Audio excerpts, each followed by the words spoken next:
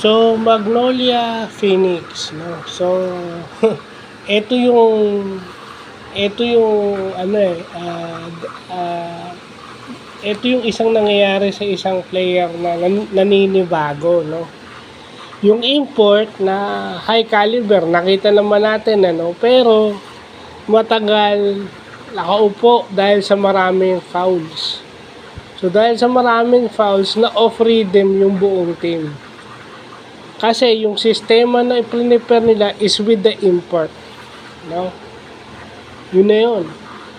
Dahil dun sa import nila na tatlong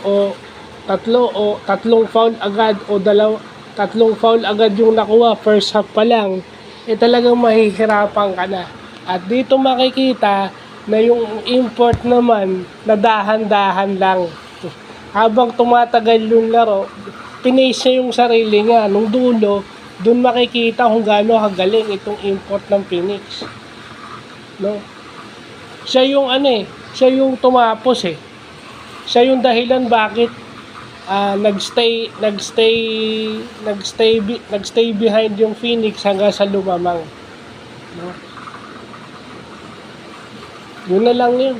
Huwag na nating pahirapan yung ano. Tsaka dito makikita yung ball side basketball, no?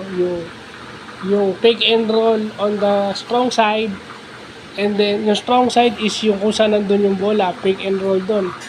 Plus yung natitirang tatlo, yun yung papasahan mo, whether mag-cut o tumira ng 3 points or straight post up. Yun na lang yung play ng Magnolia. Napakadaling basketball, maganda sana. Kaso ang problema, ang component nun yung import, kasi nakita mo paano kumilos yung import, di ba? Deadly yung offense na yun with the import of Magnolia throughout the game. Hindi nangyari.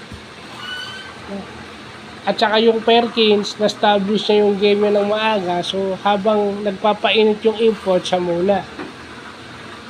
So yung Tio, nag-chip in na lang. So yun lang yun. Scorer lang talaga yung kahit kulang sa bigs yung Phoenix, nakuha sa tiyaga. Nakuha sa tiyaga dahil yung import ng kalaban, matagal na kaupo. So tinake advantage lang nila na wala yung import ng kalaban. So, yun lang pa.